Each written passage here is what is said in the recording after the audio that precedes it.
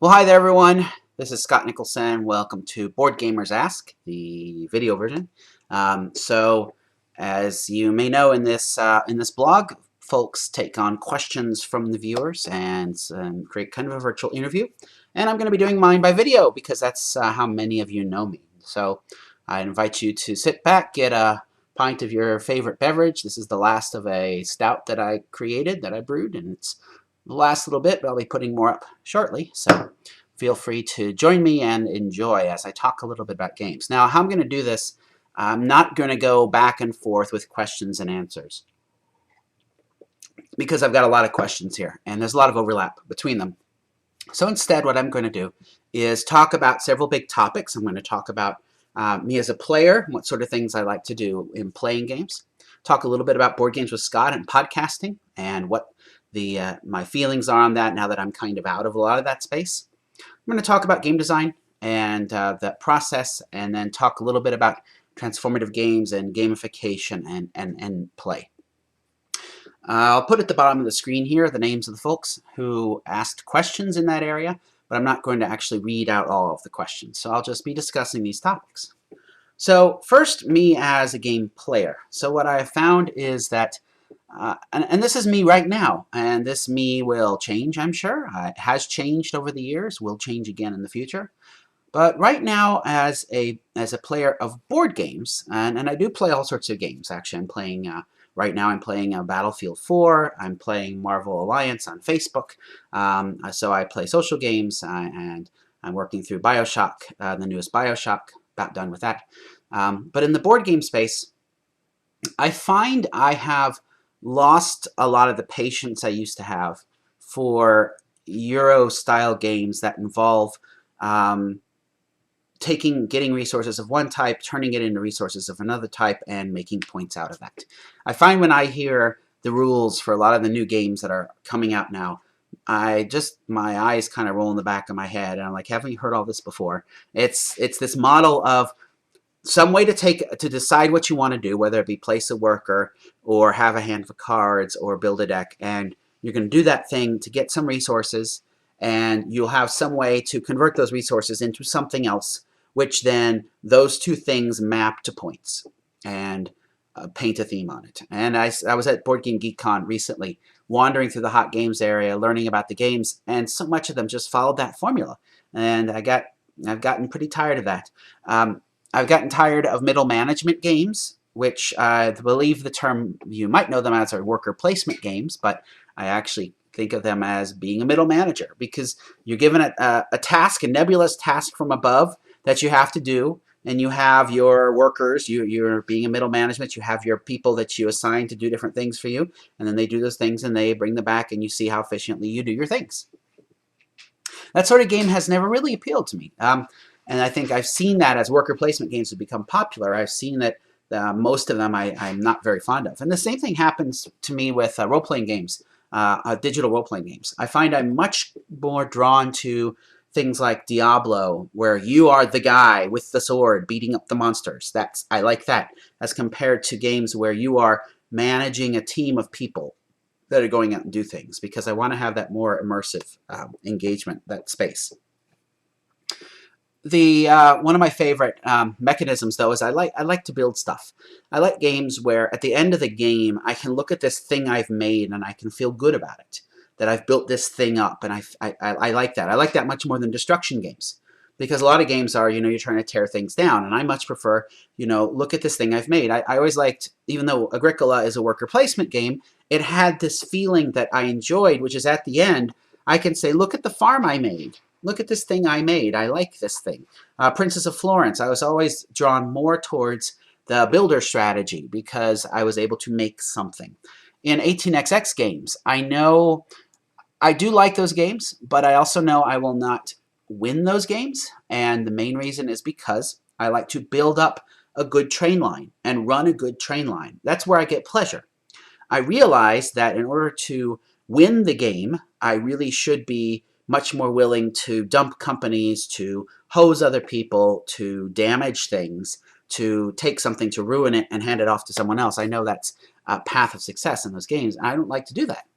I much prefer to buy a company early on and build it and run it, and that means I usually get second place. But I've come to just deal with that.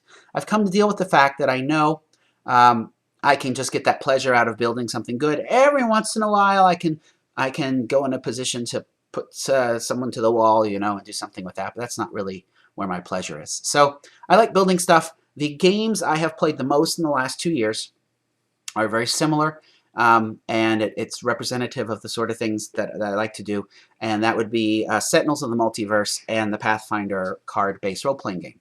In both games, they're cooperative games. They're both about you have your own guy that you're running, and you're able to do stuff, and you're able to do stuff that other people aren't able to do, and you work together to try and deal with things. And I've played those games more than anything else in the last few years by a long shot. And so I'm drawn nowadays to games that create an experience, that create a social experience that you're sharing with other people. That's what I'm really drawn to. I'm not drawn as much to games where you sit and stare at a board and push pieces at each other. I want a game where you're actually engaging with other folks. And so that's something that I'm drawn more and more to. And I think part of that is because I'm studying games now more as a professor. And so I'm studying mechanisms and I'm studying how to put these things together. And I don't find the ability to escape within them. As compared to a game where there's more social elements, where you're engaging directly with each other, that I'm enjoying a lot more, that sort of game. So that's really where I am playing-wise. Now, a number of people asked about Board Games with Scott, and for those of you that don't know, from 2005 to 2010, I ran a video series called Board Games with Scott. It was the first streaming video review series on the internet, and it started the trend that you see now from many other reviewers. And the first thing I want to say is, I'm sorry. I'm sorry to have created an expectation that people will spend a lot of time creating these reviews and not getting any financial reward for doing so. Because and people say, oh, you get a free game. Well, you know, for the videos that I made for Board Games with Scott, it took me, I figured it out, it took me about an hour per minute of finished video. So if I made a 10-minute video, that means I spent 10 hours making that video and editing that video, which actually took longer than making it, and uploading and tagging and pushing and there's a lot of steps to it. But I figured it was about a minute per hour of finished video to make something. And even at the low quality that I was making it, I can't imagine how long it takes to make things of a much higher quality. So a $30 board game is not a good exchange for 10 hours of my time. But I don't see ever restarting Board Games with Scott. And the main reasons are, one, I don't keep up with the flow of new games like I used to. I find I'm getting a lot of pleasure out of having games I can bring to the table and replay and enjoy not having to read through a rule book and trying to just figure out, well, what is the space, but rather to be able to just play and to enjoy playing and enjoy exploring a space. And I'm really enjoying that. I find I'm drawn more towards playing games I already know, and there's a pleasure in that. There's a pleasure in sitting down with Hansa Teutonica, with Puerto Rico, and you know the rules, you know the space, and you can just enjoy exploring it. So a lot of new games, when I see them, I'm like, well, why do I need to bother to learn this? Because I already know this one, and I can still enjoy and find enjoyment in exploring this. And I don't get to play board games that often. So that's really, because I'm not pursuing the new games and not keeping up with that, there's not really a good reason for me to start a board game review series again. Because what I found is that if I covered a game that was not new, the interest in that video was quite low. That's the reality of what we have. People want to watch videos about the newest games. And there are now a number of video reviewers out there that are rushing to cover these new games. And it really is, I felt that my efforts at the beginning, when I was the only one doing it, I felt that my efforts made a big difference. And then, as I got towards the end and there were a bunch of other people doing it, my efforts really weren't making that big of a difference anymore. And I said, well, why should I bother to do something a lot of other people are doing? There were some other things that came up as well, and probably the biggest frustration I had with doing Board Games with Scott And you might have noted yourself feeling this way. When I started out this video talking about drinking beer that I created, that's a very different Scott than the Scott you saw in Board Games with Scott. In Board Games with Scott, I played a character named Scott that represented some of who I am, but not all of who I am. It was more like, because I knew a lot of kids watched the show, I had a lot of parents contact me and say they like to watch the show with their kids. I knew that, so I felt some responsibility to keep the show G-rated, to keep it like Mr. Rogers. And so I took on that persona of being, you know, very happy and bubbly, enthusiastic about everything. That's not always who I am, and that has led to some pretty unpleasant mostly emails or forum posts that people have made where they have met me in the real world and they have found that in the real world I'm a different person than that Scott on Board Games with Scott, especially when I'm relaxing and playing board games. I'm enjoying life. I'm trying to just enjoy myself and be who I am a little bit more than in the Scott with Board Games with Scott. And it was hard to help folks realize that, and this is true for any podcaster out there. If you watch a podcast, know that the person you're watching on that podcast is playing a role. They're playing a character for a show. And that character is part of who is in that show. And once you get into that show, people expect to see that character. But the person who they are in the real world is not going to be that person. If you think about, you know, you watch Jon Stewart in The Daily Show, and you think you know who Jon is because you watch him in that show. But the reality of who he is a very different person. And you get this belief that you know someone, and that belief isn't always true. So that was frustrating as it played out. I am glad of the fact that fewer and fewer people recognize me now, and I can just sit down at a table with folks and just enjoy playing the game and enjoy getting to know them, and we're all on the same level. There's not this expectation of who I am. There's not this knowledge of what I'm going to be like because someone watched a video that I made in 2006 on a game, and so they think they know who I am now. It's nice to just sit down with people and play a game and get to know them really from scratch. I found that again at BGGCon, you know, during the whole event, the 5-day event, I actually only played games with people I previously knew twice. The rest of the time, what I did, and I enjoyed doing this, is I just wandered around the large exhibit hall. I wandered around the large play space. I looked for people that had flags that said players wanted, or I looked for people that had a flag that said teacher wanted for a game I could teach. Or I'd get a game that I wanted to play and put up a flag, and I would play with anyone, and I enjoyed doing that. I spent most of my playing time just playing with different people and getting to meet people. And a lot of those people didn't know who I was, and I was fine with that. That was actually nice. It was nice to go into the situation without that expectation that people have of, oh, you're the Scott Nicholson that does this. I could just, you know, enjoy being a gamer, and that's nice. So the other thing is about my newest game that came out. It's Going, Gone. And, you know, if people come to the game because of who I am, well, that's fine, but I want them to judge the game based upon if it's a good match for them. And that was always a message I had in Board Games with Scott. And it came out of being a librarian, that I didn't like doing top 10 lists, the best 10 games for this. I didn't like doing that kind of thing. I didn't like doing ratings. I did ratings for a while because a lot of people wrote and asked for them, and I stopped doing them though.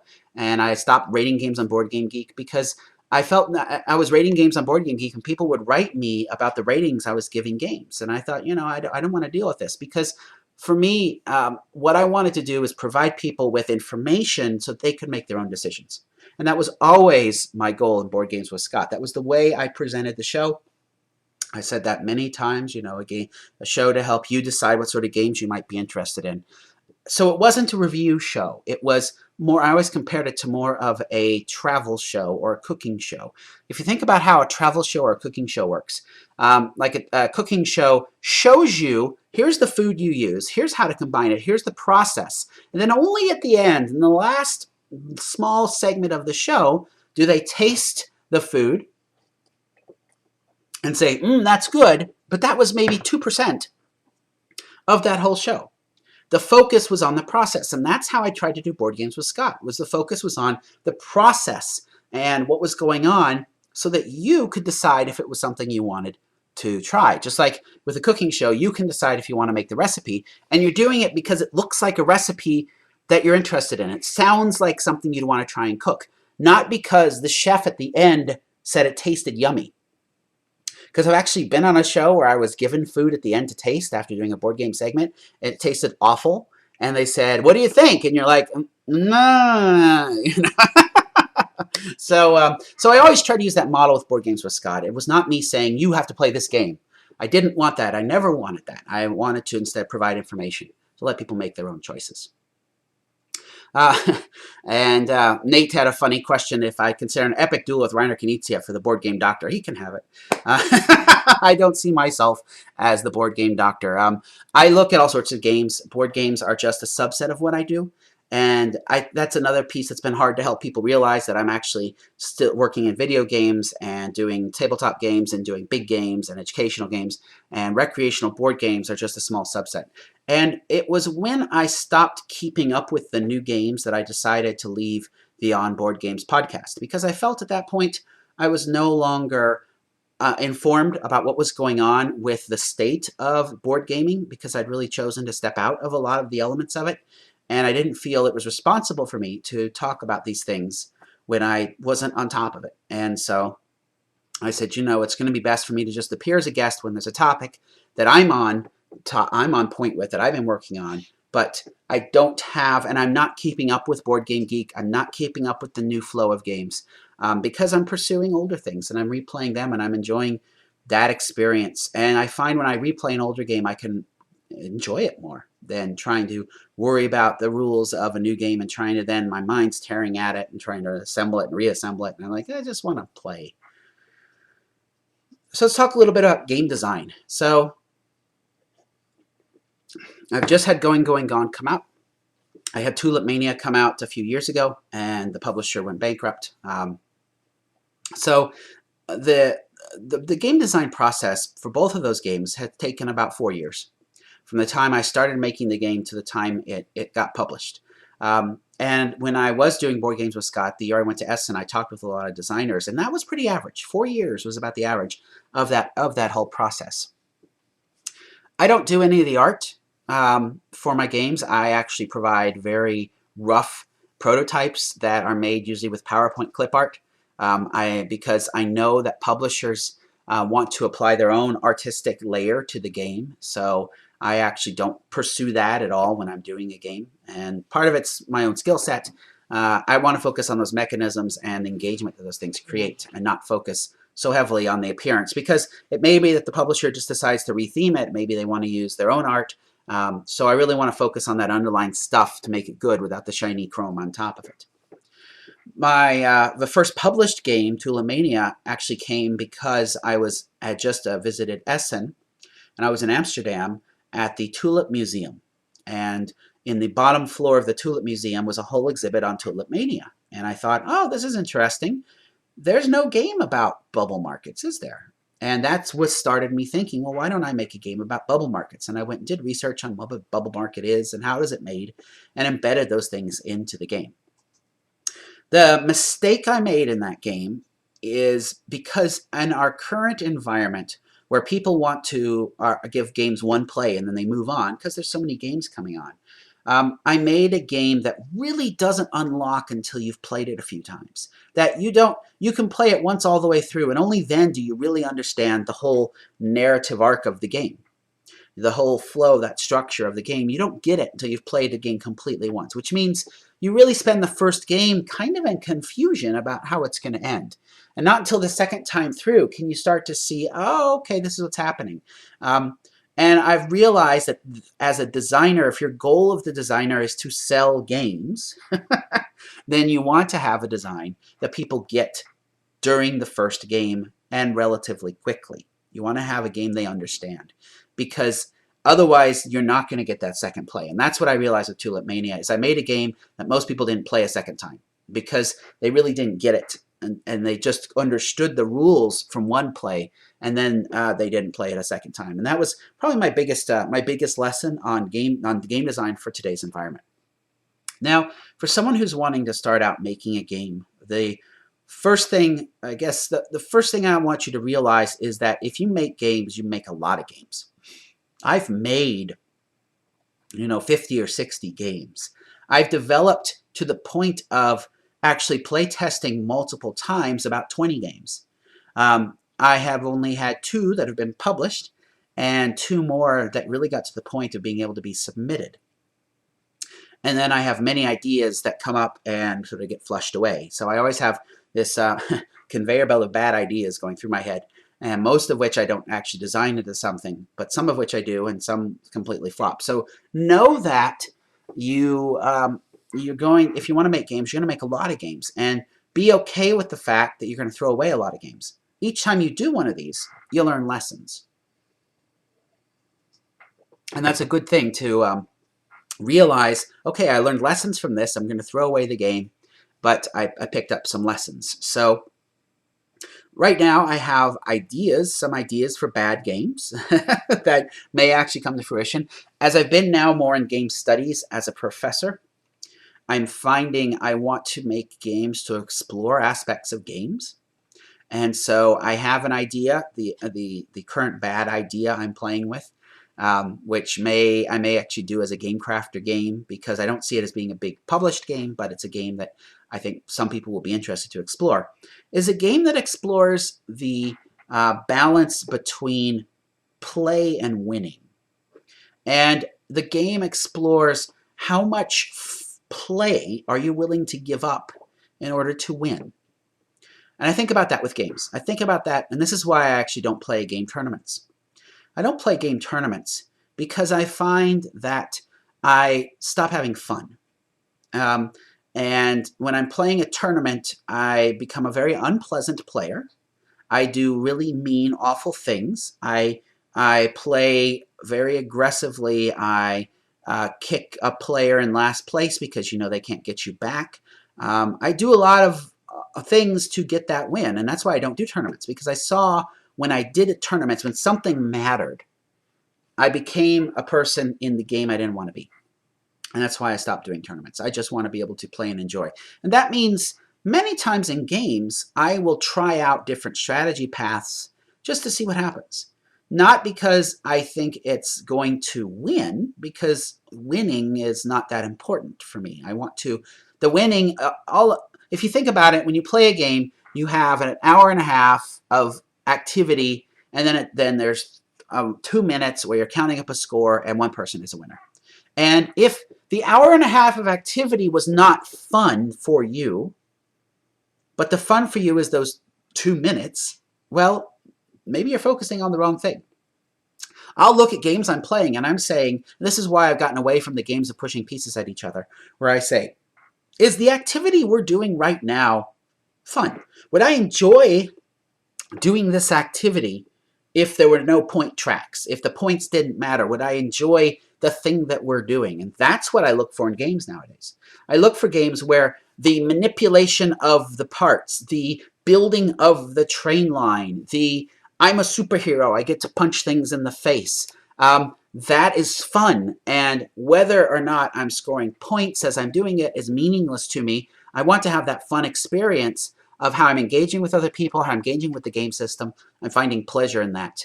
And so in many times in games, if there is, here, Scott, you have 2 choices. You can choose path A, which is not going to score you points, but is fun to do. You can choose path B, where you're going to get lots of points, but you don't get to have a lot of fun. I'm going to choose path A, and I don't like games that sort of push you into B. Games where you set up a situation and then every turn you don't do anything but just take advantage of it. And like with 18xx games, I only like the first 2/3 of most 18xx games, because then you get into this position in the last third where you just kind of run the same thing again and again with minor tweaks, and that's not interesting. I want that playing space. That's what I'm looking for when I play games. There was an interesting question by Maverick Muse about game design being a craft or an art. And I hadn't thought about that before. And it's this idea of arts versus crafts. The idea of a craft being where you are taking established concepts and rules and applying those concepts and rules to create something. But there's not necessarily a lot of originality or creativity in it, but you're making something by following rules. Kind of like if you have kids and you're giving them coloring crayons and a sheet that shows what colors need to be filled in where, and they're filling it in. Well, that's a craft. They can make a pretty picture by following the instructions. As compared to an art where you have this flexibility, this freedom to design something that at the end may have no functionality at all other than you've just designed this thing. You still may need to know some rules in order to make things look like you want it to look like, but you're not following this set of directions that you might follow when you're doing a craft. What is board game design? I think it's both. I think board game design is two things, and you can tell when you play a game that emphasizes one or the other. Board games that emphasize art may have a really clever idea, but then when you get to play them, they don't work out so well. There's problems in the gameplay. It doesn't flow smoothly. It may take way too long. There's not a good balance between the time it takes and the reward you're getting. There may not be a good narrative arc, but there may be some really clever ideas along the way. Many times in these games, the joy comes in the players you're playing with, much more than the game itself. The game is just providing some lubricant in order to get your players, a social lubricant for your players to enjoy interacting in interesting ways, but the game itself isn't that good. A lot of party games fall into this category where the activity is fun, but that underlying scoring mechanism doesn't work out. I think Telestrations is a great example of this. The activity of Telestrations is fun. The scoring concepts behind it are awful. And that's an example of someone who had an art approach to the game without the craft of actually making a well-balanced game. On the other hand, the craft part, and I think many Euro games today, are well crafted. They have mechanisms that are all balanced together. There's a game flow that makes sense. They may be well designed, but when you play it, the game has no soul. You're just pushing pieces at each other. It's fine, and that's how I feel a lot. That's how I feel about a lot of the games that are coming out today, especially in the medium to heavy Euro weight, that space. They're well crafted games, but there's not a lot of art. There's not a lot of creativity. There's not a lot of pushing the boundaries, creating new mechanisms, exploring new things. You're kind of doing the same stuff, just in different combinations in different games. And it's been painted with some theme layer.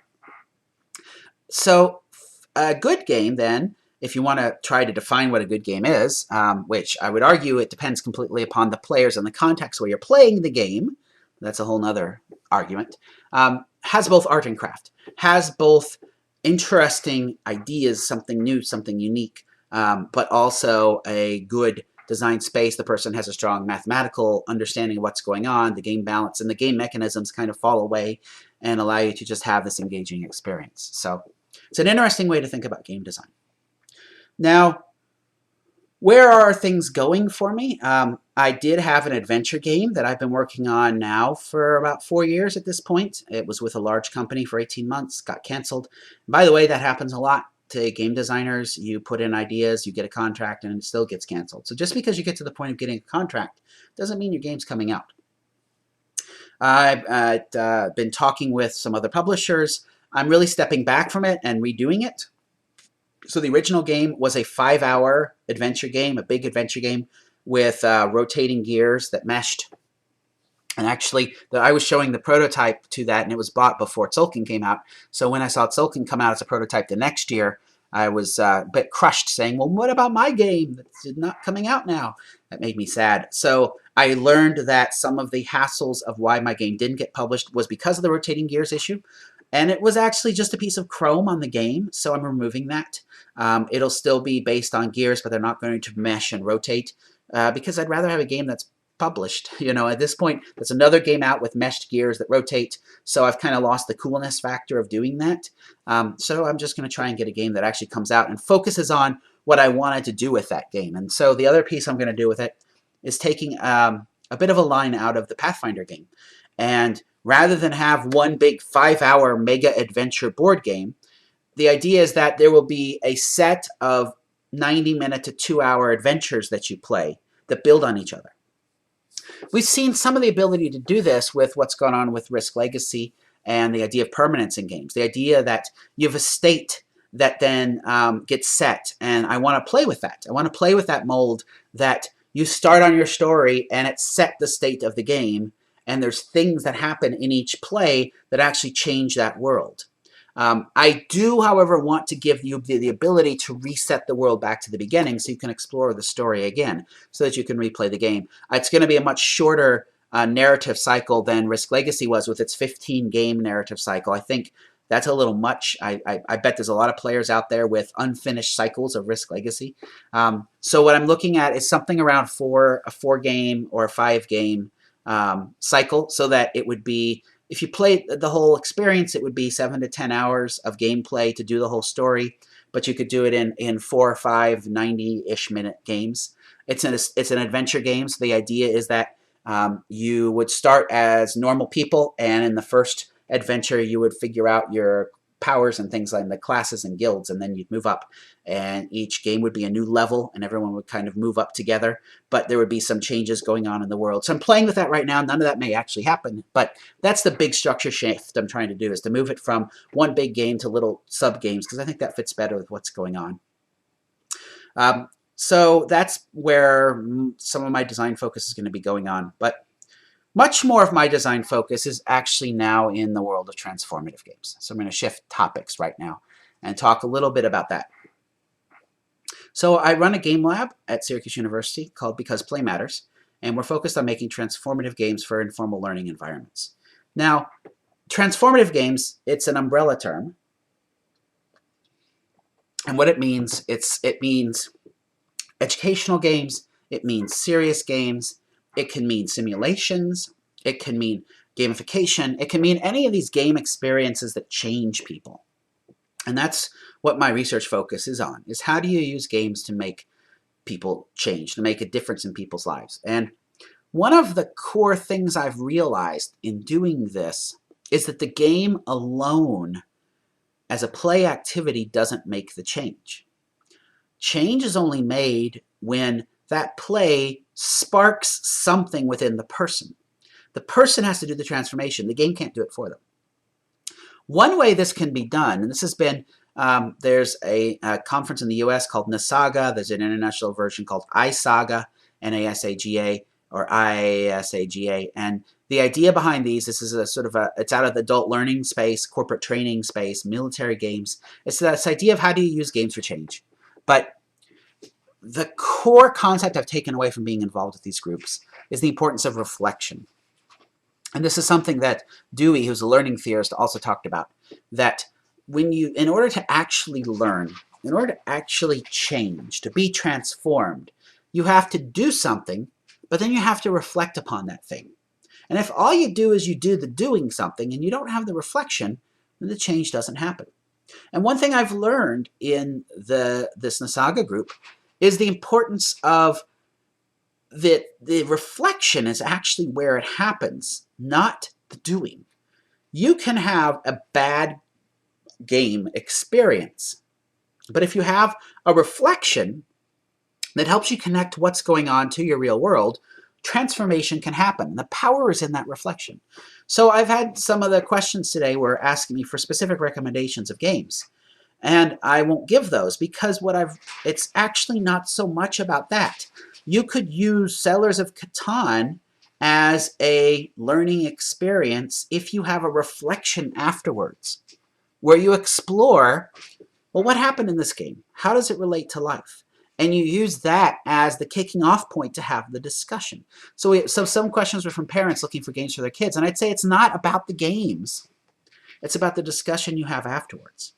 I actually wrote an article about this, about educational games and how they fail when they don't create moments of reflection. There's another games research group that makes some board games, they're transformative board games. And one of them is called Zombie Pox, and it's off of a game they made called Pox. The idea of the game is to help teach about vaccination. And what they found in their research is that if they started and they told people, you're going to play a game about vaccination, and then they had people play the game, and then they did a test afterwards to see what they learned. They got results from that. And then they also took other people and they said, you're going to play a game. And they played Zombiepox. They didn't tell them that it was a learning game because Zombiepox is a board game. You can buy it. It looks like it's just a recreational board game. It's not presented with any learning context at all. They say, here's your game, play the game. And then they gave those people the same test. And they found that those people actually learned the lessons better than the people who at the beginning were told, this is a learning game. So what they're arguing is that having that context of it's a recreational game actually led to better shifts. But here's the problem. So they sent me that game to consider and to review. And I started testing it with people because I was curious to see if players of the game could actually recognize what was supposed to be going on there, what they were supposed to be learning. And I tested it with a number of groups, and out of everyone I tested it with, not one person was able to tell me that they learned stuff about vaccination, which means they did, but they weren't able to reflect, and therefore they weren't able to learn. Now, why did the study show this difference? The study showed the difference because the survey itself at the end created the moment of reflection. The fact that this survey asked them questions got them to think and make the connections. And so the challenge is that this is really hard to actually measure, because the second I ask you the question, the reflection begins. The process, the gears churn, the magic happens. And it's very hard for me to measure what you actually picked up without me asking you those questions. And so I'm not sure how to even go about that. But it's a concern that I have and something to consider, that if you make a game that has some sort of learning goal, that at some point you need to let the learner in on what they were trying to learn, even if it happens at the end of the experience. And that's, I wrote a paper about that, is different ways of bringing in that reflection. So the thing is, you don't have to have a learning game to learn. In fact, play, which is at the heart of a lot of our games, play changes you anyway. Play is transformative. And so any game that you choose to play, if you have that discussion, you have that reflection, you can learn stuff with it. And I find many times when I'm doing my games designed to teach people stuff and I just get them talking with each other about the experience and what they explored and what they learned, they end up coming up with observations that I never intended with the game that was designed. So it's really important to look at that reflection process. And that's something I would encourage you as a parent. And if you think about like a science museum, most kids, when they hit a science museum, they do all this stuff, but they don't reflect. And it's important to have that reflection to help any of that doing actually stick. You're seeing more museums do participatory activities after you look at an exhibit, whether it be write your thoughts on a postcard, record a little video, have a discussion, do something to reflect, because that reflection, that's actually where it happens. So if you talk about educational games being unfun, and when I teach 2 college classes right now on game design. The first one is on motivation through games and play, and it's a theoretical class where we look at gamification and meaningful gamification and the theories of motivation to understand how to use games and play to help motivate people. And then I do another class called Design of Serious Games, and it's a tabletop design class where we learn about how to take message and how to integrate it with content as you make a game.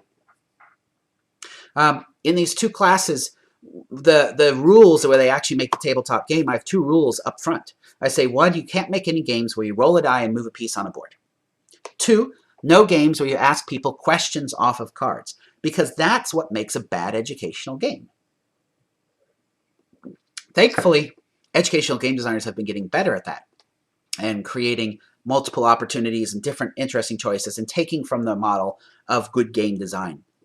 But a simple shift you can make if you're using some type of a learning game to make the game more effective, very simple shift, make people play the game as a team.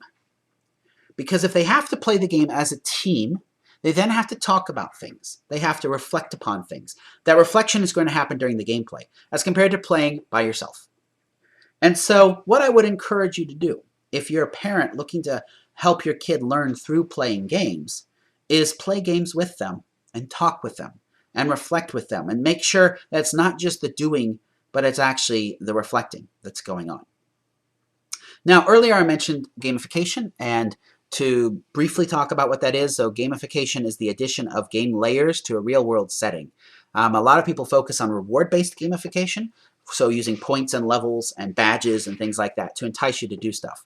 And that can be fine, but it's important to know that we've learned over the years that if you use rewards, you squish intrinsic motivation to do something. As we talked about, that if you have a desire to do something and then you're given a reward to do that thing, later on your desire to do that thing is going to go away. And actually, that's what I learned with my face painting.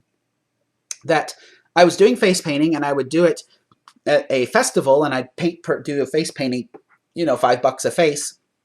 And I found my motivation to do it going way down.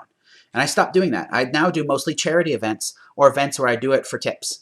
And that's how I like to do those things, because that's giving me that pleasure. I'm not, and it was this aha I had. It's like, well, Scott, you talk about this as your research. Why are you ruining this for you? And I think in some ways, board games have been ruined for me because now they have been tied into this reward structure of my job. And I find it's much harder for me to find that escape space to just enjoy them. So rewards diminish your desire to do stuff.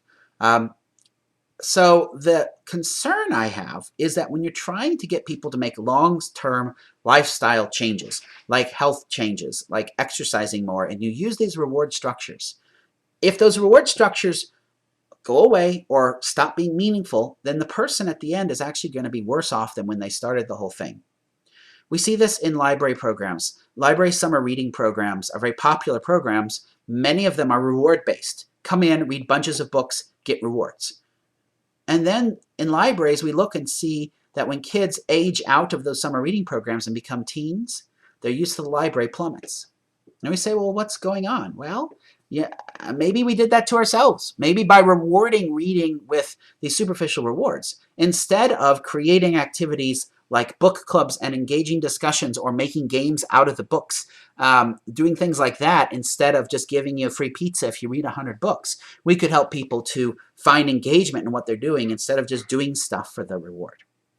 And I think what we're going to find in the future is companies that bring in these reward systems find that they're stuck having to keep doing these reward systems. And that's where maybe we'll see some shift to understanding and looking for other solutions. So the last thing I'm going to talk about is the heart of much of what I do, and that's the concept of play. And I didn't realize how important play was in my life and my view until I had my time at MIT. And while I didn't like Boston very much and I didn't like the setting, what I really did like about my year there as a visiting professor was seeing how they created a very playful culture and a playful space. And when I came back to Syracuse, that was really what I wanted to try and create. I have worked to create that in my classrooms. I've tried to create a playful classroom. Now, what is play? Well, play is this idea of you make a boundaried space, and you allow people to go and explore that boundaried space in a way that they feel safe doing so. So you create a space where people can try and fail and learn from failure, that there's boundaries so they feel safe, and boundaries they can actually bump up against and maybe even go beyond, but it's the fun of playing with boundaries that is play. And another key part of play is that it's optional, that you give people choices. You give people the ability to choose to or not to engage in this stuff. So there's a bit of a conundrum trying to make a playful classroom, because in the class they're going to have to do things to get a grade, and I don't like that part. I think grades actually are at the heart of ruining a lot of what we've ruined with people's interest in learning. Because if you think about before a kid goes off to school, their curiosity about the world is huge, and then they go off and they begin getting rewarded for learning, and you see that natural curiosity go down. And you see a lot of people stop doing things unless they get a grade for it. As teachers, you know this. You know that if you offer some opportunity up to the students, you're going to get the question, well, am I going to be graded for it? And it takes a long time to break people of that habit, to get to the point that they just want to explore things because it's fun to explore.